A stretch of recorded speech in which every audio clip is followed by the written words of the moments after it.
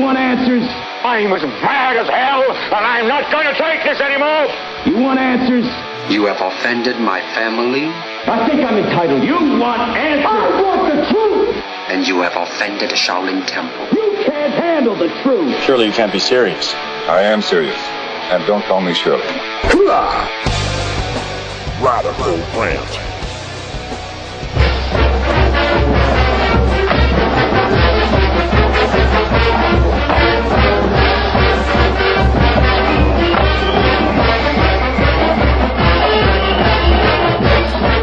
Oh, yeah, we got some college news for you from the University of Alabama. And this will shock you, I'm sure. College students in Alabama are smoking pot. Yes, I know. Shocking news, is it not? Got some news. This came from the Crimson White. Now, the Crimson White is the student newspaper at the University of Alabama. And apparently, the West Alabama Narcotics Task Force, or WANT, I guess, carried out raids on and off campus there in Tuscaloosa. 61 students were arrested Tuesday morning.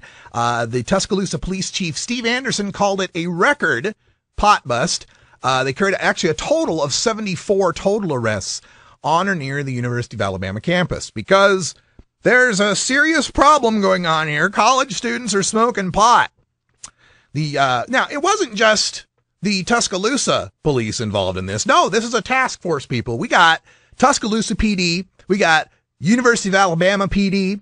We got the U.S. Marshals involved, the Northport Police Department, and who else we got? Oh, Tuscaloosa County Sheriff's Office. And they began these raids at 4 in the morning, 4 in the morning, and conducted them all throughout the day.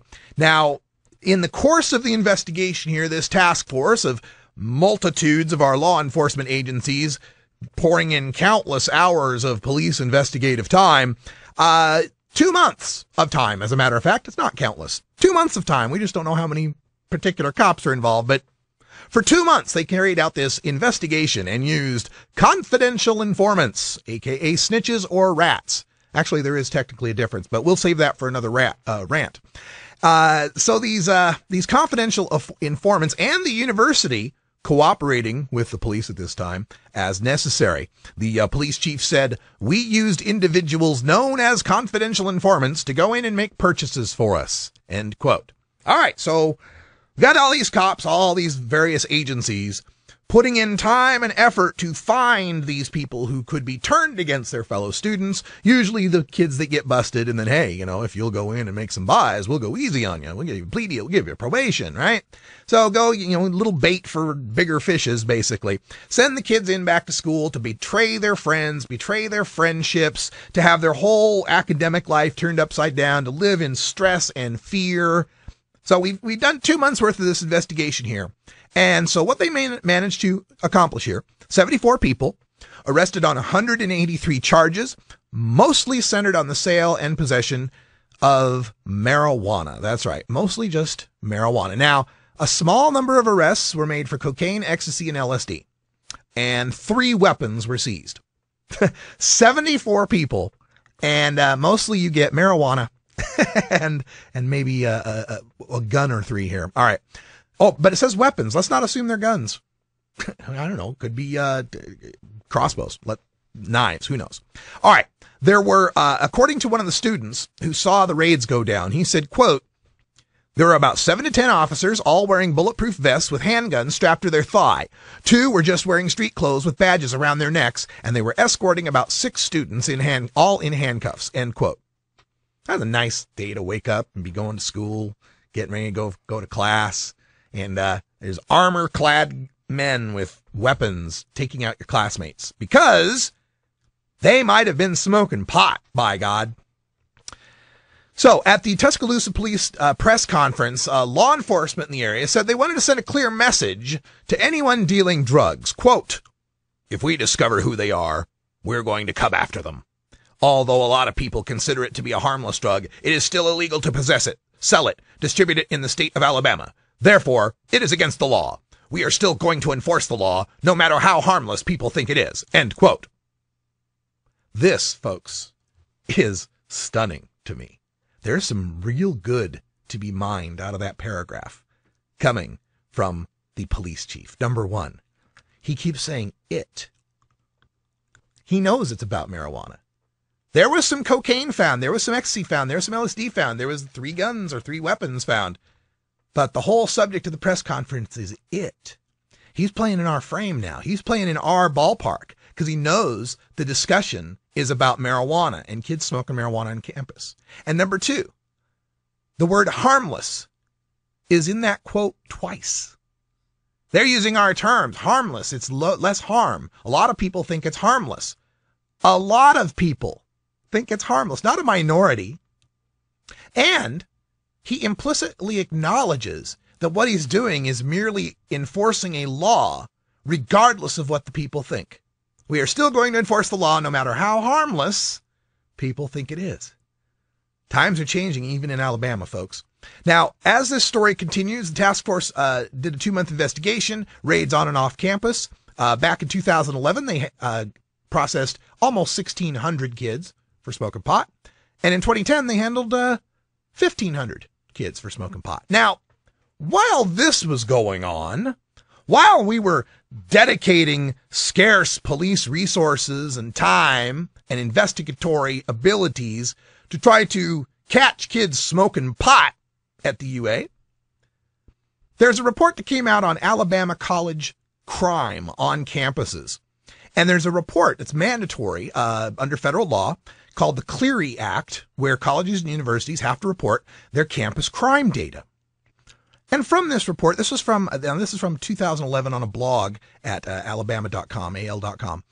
One of the most difficult categories of campus crime, and perhaps the most worrisome for parents of college women, is forcible sex offenses. Most of these crimes aren't rape by a stranger, but instead involve an acquaintance. A National Institute of Justice report in 2005 found that 1 in 5 women, let me repeat that, 1 in 5 women will be raped or sexually assaulted during her time in college.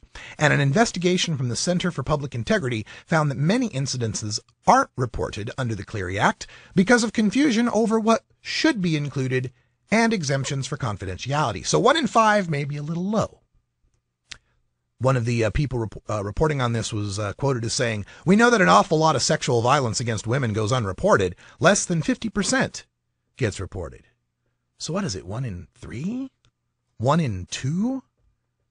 And we're going to worry about whether or not they're smoking pot in the dorm rooms, or in some cases in this state, they were going off campus.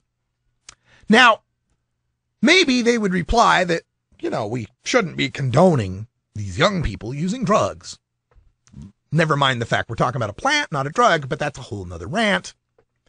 But they talk about how one of the measures they might use to curb sexual offenses is blocking the use of alcohol and drugs on campus, right?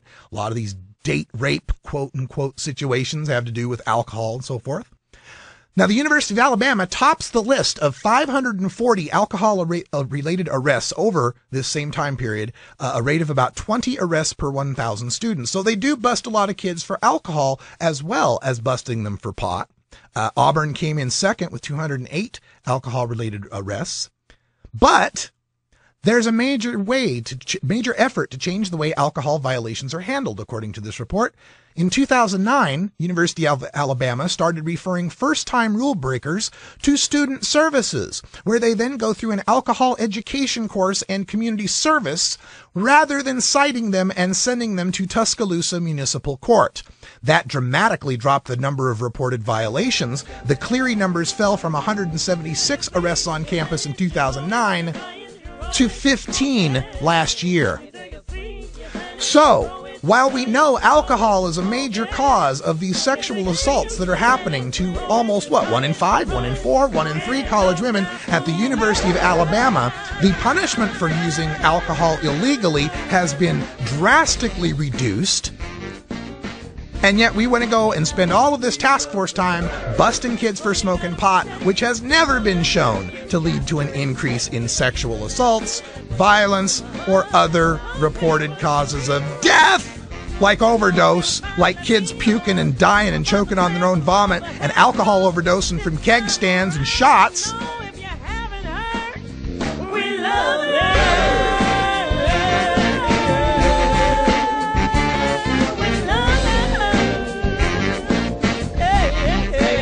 This is the Russ Belville Show.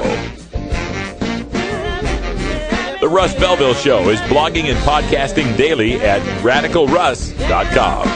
And lest I forget, shame on the Crimson and White for publishing the names of all those kids who were busted for marijuana. Shame on you. It's all the time we got for Hour 1. Stay tuned for Hour 2. For Brian the Red and Big Dan, I'm Radical Russ. Until next time, take care of each other, tokers! It goes down smooth.